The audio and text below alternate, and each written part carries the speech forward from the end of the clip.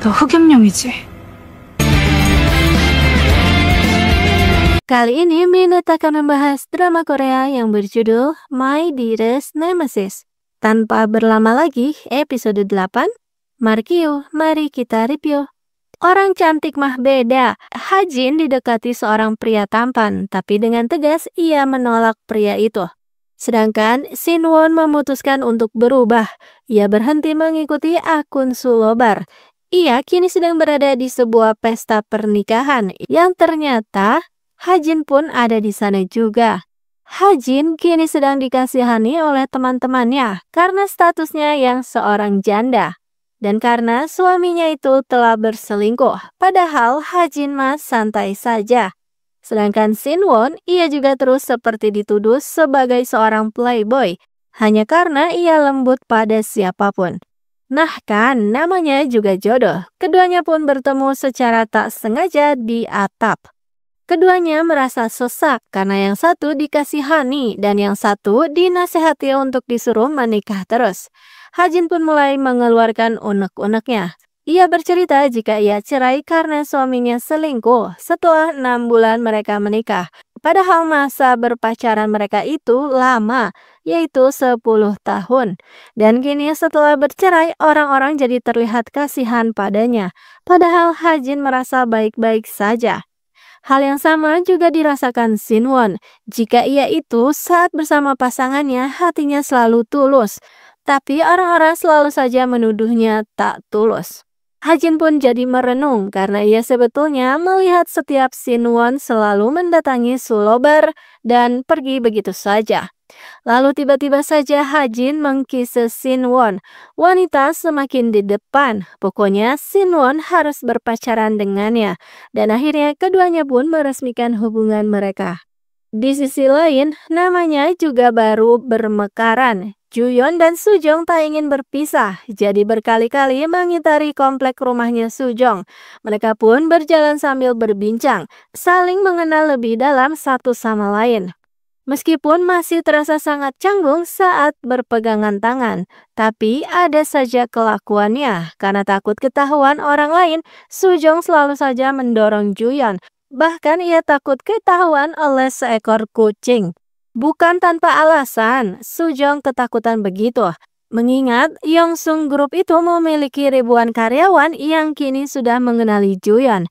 Lalu keduanya pun akhirnya berpisah dengan salam rocker khas dari Juyeon. Apa ya artinya itu? Bikin penasaran saja. Tapi kata Juyeon itu adalah artinya I love you. Dan pagi-pagi Juyeon menyempatkan ke rumahnya Sujong sebelum rapat penting dimulai. Tapi kedatangannya ketahuan oleh ayah. Jadi ia pun beralasan datang karena ingin mengambil dokumen rahasia yang sudah dititipkan kemarin. Si ayah sudah curiga saja, tapi ternyata curiga karena Juyeon itu pasti pekerja keras sama seperti putrinya. Jadi mau tak mau Sujong membukakan kamar untuk Juyeon. Karena gudangnya itu ada di loteng kamarnya Sujong.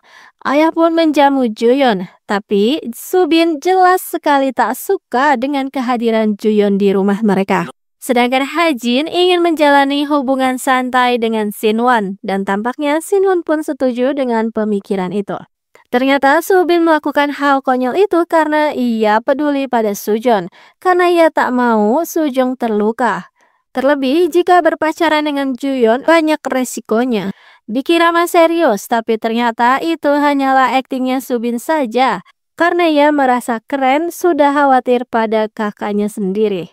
Sedangkan Juyeon kini menelan pil pahit karena dikira sekretaris berada di pihaknya. Perihal memberitahukan akan kunjungan nenek kemarin. Namun sekretaris mengatakan jika ia hanya menjalankan tugas saja. Dan ia sangat yakin jika Juyeon memang cocok untuk jadi pewaris Yongsung Group. Karena mirip dengan sang ketua. Dan kini akhir pekan pun usai. Hari sudah Senin kembali. Waktunya masuk kerja. Pasangan baru kini bertekad akan berusaha sekuat tenaga untuk tak menampakkan hubungan mereka. Tapi belum apa-apa sudah tak tahan ingin saling menyapa dan berdekatan terus. Ditambah kini yang lain pada bergosip menanyakan acara kencannya Sujong. Ditambah kini staf laki-laki itu pun sok tahu mengatakan jika Sujong itu cocok dengan seorang pria dewasa. Pokoknya hal-hal yang berkebalikan dengan Juyeon disebutkan oleh si pria itu. Ditambah ia mengatakan jika Sujong pernah berkata kalau hubungan di kantor itu seperti sebuah neraka. Wah, mendengar hal itu Juyeon pun langsung kesal. Dan karena banyak omong, jadilah kini si pria itu pun sedang dihukum oleh Juyeon. Sungguh tak tahan ingin berdekatan, tak ingin dicurigai staf lain. Manajer killer Sujong pun jadi aktif kembali. Ia memarahi Juyeon. Juyeon pun seketika jadi cemberut.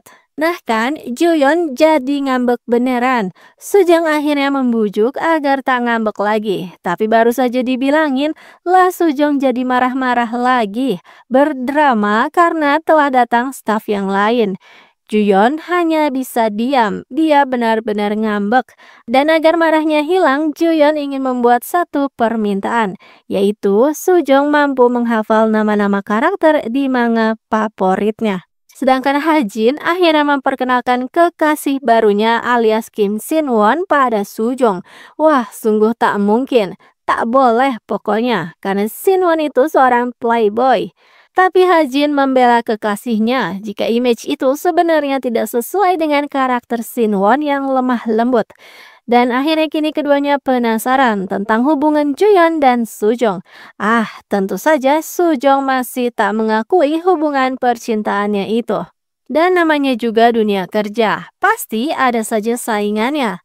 Dan kini Sujong selalu saja diganggu oleh kata-kata menusuk dari tim lain yang iri dengan kesuksesan Sujong. Dan kini acara kencan dimulai. Juyeon sibuk dengan gaya baju favoritnya yang untungnya saja ia tak jadi memakai baju itu. Sujong tak suka dengan gaya penampilannya Juyeon yang biasa saja. Jadi ia sudah menyiapkan pakaian dan kini keduanya pun memakai pakaian yang serasi dan pergi kencan di Sungai Han yang sepi itu. Sungguh romantis lah pokoknya. Dan padahal sudah banyak petunjuk, kini petunjuk baru pun muncul, yaitu mereka menyukai sebuah lagu yang dulu Strawberry dan Naga Api Hitam pun menyukainya juga. Tapi ini dua orang masih belum sadar juga. Taunya mereka mah kini ya mesra-mesraan saja. Jian pun jadi kesemsem terus dan hal itu dipergoki oleh Sin-won. Tingkahnya Juyeon sungguh kaku sekaligus mencurigakan. Tanda-tandanya begitu sangat mirip saat si naga api hitam itu sedang jatuh cinta pada Strawberry.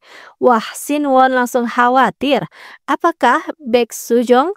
Mendengar hal itu Juyeon tak bisa berkata-kata, tapi Sin-won bisa membaca pergerakannya Juyeon. Ia sudah hafal betul gerak-geriknya Juyeon. Jadi ia yakin Sujong adalah wanita yang sedang dikencani Juyeon. Sin-won langsung bercerita pada Hajin. Hajin malah langsung merasa khawatir. Takut akhirnya akan ketahuan dan keduanya akan saling terluka. Tapi Sin-won berpendapat jika ia tak tega untuk memisahkan mereka. Karena sudah lama ia tak melihat Juyeon tersenyum bahagia seperti sekarang. Dan lagi mesra-mesraan di kantor, Juyeon penasaran bagaimana Sujong bisa berakhir menyukainya. Sujong pun menjelaskan hal-hal itu. Ya pokoknya mesralah mereka ini. Hari pun dilalui Juyeon dengan penuh kesibukan untuk memenuhi target proyek besarnya itu. Tapi ia masih menyempatkan untuk menelpon Sujong. Juyeon begitu sangat merindukan Sujong, sudah tak bisa ditahan. Jadi Juyeon memakai dalih akan mengambil manga yang ada di rumahnya Sujong. Sujong pun langsung mencari buku itu di gudang dan sungguh mencurigakan. Karena di antara barang-barangnya Juyeon, ia melihat sebuah patung naga api hitam. Adegan yang sungguh horor. Dan setibanya di rumah Sujong, Juyeon hanya melihat Sujong tertunduk lesu, memperlihatkan kalung rocker tempo hari. Wah, terkuak sudahlah. Apakah Ban Juyeon itu adalah naga api hitam? Lagi seru-serunya begitu, episode 8 pun berakhir begitu saja.